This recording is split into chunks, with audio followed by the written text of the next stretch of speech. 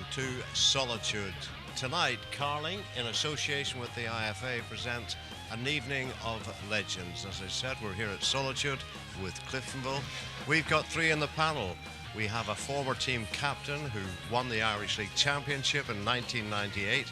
We have the current right back who's been 11 years at the club and he's played over 300 games. And we have an iconic veteran physio who's been here over 60 years.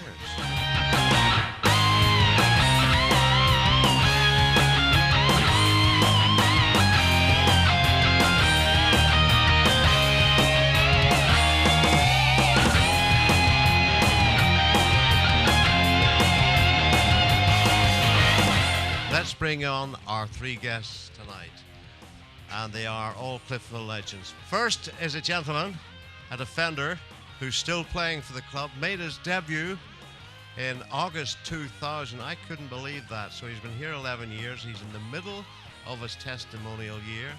He's won the CIS Cup. He's won the County Antrim Shield. He's played over 300 games. He is, please welcome, Mr. Liam Fleming.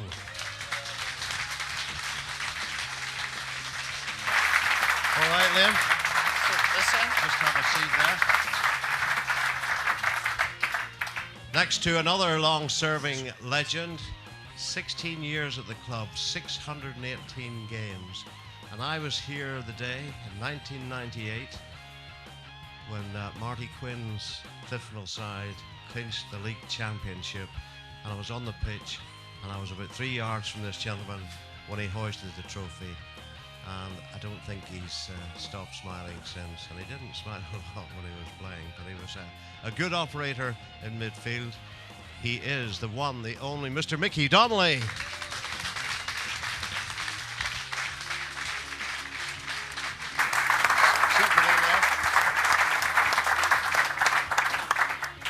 Finally, an iconic figure. Virgil, icon. That's bigger than legend. It's not an ice cream man, just in case it's going again for some second. It's an iconic figure, and he's really been part of the furniture here. 1999, he lifted the Football Writers Merit Award, and he came here, I couldn't believe this either, he came here in 1945 as a young player. I wasn't even born at that time. He came here in 1945, and you couldn't get rid of him. He is a devoted Red. He is the one, the only, and he's a gentleman as well. Mr. Freddie Jardine. Freddie, how are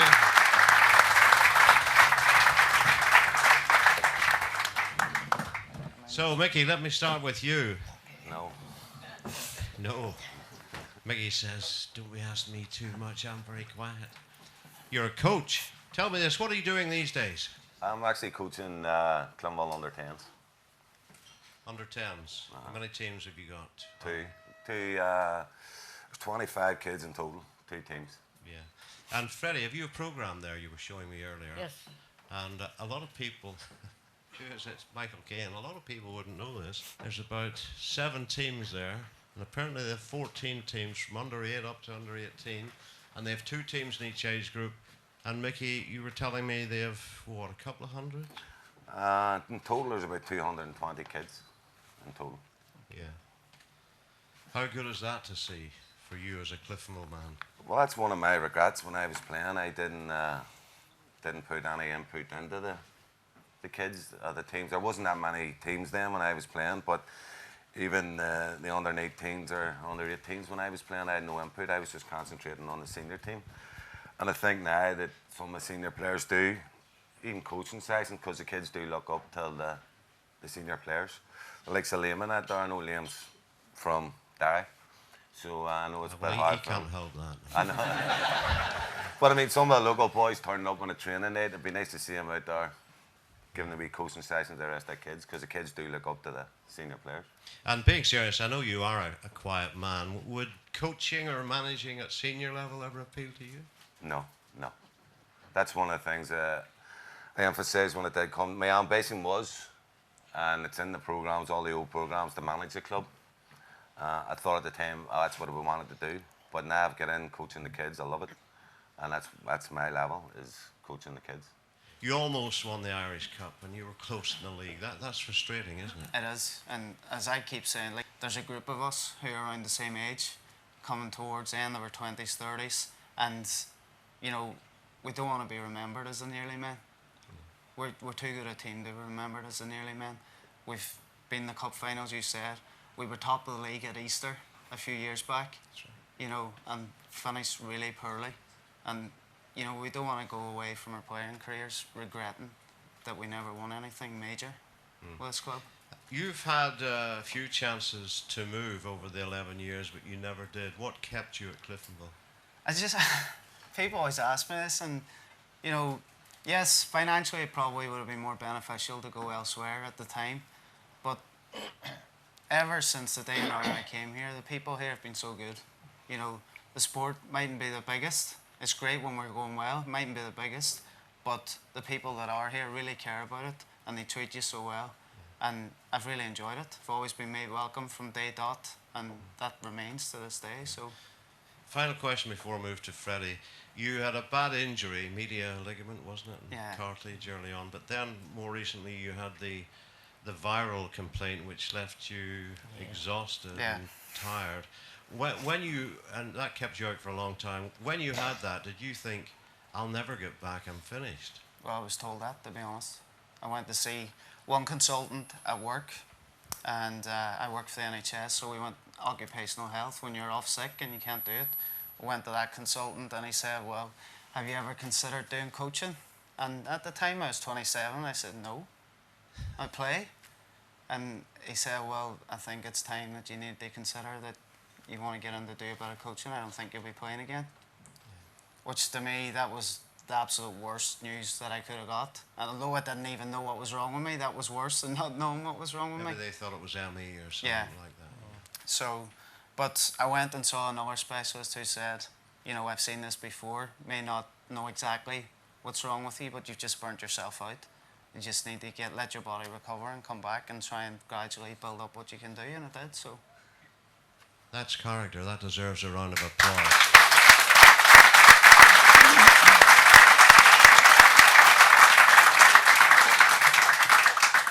Freddie. Hello. 1945 you came here. Yes. When I was first asked to come here, I lived in Lisburn Road, and there was a chap up there who played for Cliftonville Strollers. So he said, why don't you come to Cliftonville, which I did, and I've never regretted it since. The fun was great then. We trained only then on a Wednesday night and off on Saturday. The training then was a few laps around the pitch and come back in, had a bath, and that was it. Hasn't changed much. Oh, no, wait. Yes, it has changed a lot. It has changed a lot over the years. And we've had many managers. Brian Halliday, I have to mention him, because when Brian came to the club, it was strictly an amateur club. And then he came along and he certainly made changes in the training routine. He had them training 3 nights a week, and you could see the difference right away. And I must say, he started the ball rolling. He didn't have much success really until he went away to Canada or America or somewhere like that. So he didn't have much success. But however, it started from then, and the team got fitter and fitter with each manager that came along. So up to today, when Eddie's in charge, it's lethal, the training methods that he uses. And I tell you, those boys are tired when they come off the training pitch. Yeah. How pleasing was it for you, because you've been here a long time as a young player who got injured, went into the physio side, and you're still here after 66 years, which is amazing. He'll be 88 in May. What about that?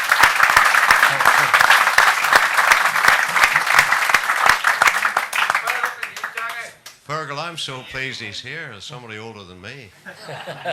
Is he? The day they won the league championship, that must have been a great day for you as well. Yes, it was, and I'll always remember the goal that we scored to win the Irish Cup. and that was when John Platt was centre forward. Oh, 79. 79, I mean, Yeah. 79. 79. John Platt was centre forward, and I'll never forget it, and I've quoted it many times, that he got the ball on the 18-yard line with his back to goal, and he had 2 or 3 players around him, and he waited and waited until Tony Bell came up, and he tapped it to one side, and Tony put it in the net. A memory I'll never forget. Yeah. Of won the Irish Cup. It's probably Liam and Mickey. Having watched you both for many years, you've both kicked many players, but what was it like to kick Glenn Ferguson? Mine wasn't Glenn Ferguson, mine was Funny Orkins. Yes. No, kicking players, it wasn't, just came natural. But no, you don't get no pleasure out of it, Rogie, to be honest. I just, kicking, no matter who it was, my motto was when I put the shirt on, I wanted to win at all costs. Sometimes that wasn't the right motto, and it was signed off, and I got recognised for all the wrong things. But I just wanted to win. Freddie, what was the biggest Reds crowd you've ever seen at Solitude? Now, the biggest crowd at a Cliftonville fixture? Oh, the biggest crowd here Solitude. was the day we played Glasgow Celtic. It's a question for Liam here. You were once regarded as the most eligible bachelor at Solitude. Now that you're spoken for, who's taking your crown? Could be you, know. And it was that you considered me that? But I'd say Aaron Smith's probably, it's hard to say from the other boys. Roy Donnelly thinks he's a bit of a spice boy. Freddie, Liam and Mickey, who's the better singer, Jackie or Tony Bennett? Be honest. Jackie. I left my heart. Jackie. Of course it's me. Freddie, which players had the strangest pre-match routines? The ones that I can remember, the more recent ones, of course. You could take the Barry Johnson, probably. He's very fussy about tying up his laces and tying bits of string round underneath his shin guards, which I disagree with. And he would be the one, I would say, that I know of just now that would be quite funny in the things he does. Hey Liam, in my book you're a great, fantastic player. What's your best goal you ever scored for a red shirt? That'll not be hard to answer, wasn't many. Thank you. Which one of the two of them was it? The most enjoyable one was probably last Boxing Day. You know, just because of the whole match that was involved, you know, whatever was 4 or 5 sends off, last minute was more or less last minute, and we were playing against 7 or 8 men, and you know, you should be finishing teams like that off. We were really struggling to get a goal, and to win that game was great. But probably the best strike that I've actually had was against Larnout here around Christmas time, God knows how many years ago, which was, you know, that's probably the best goal I've ever scored. Don't score that now. Would you thank our gentlemen this evening? And it's always a great pleasure for me to meet the people. I know Liam from present day, of course. Liam Fleming, the man who's having a testimonial. Liam, thank you.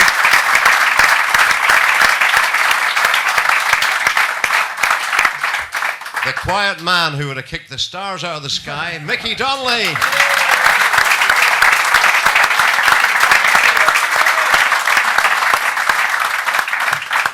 And one of my great, great friends in football, the evergreen, Freddie Jardine.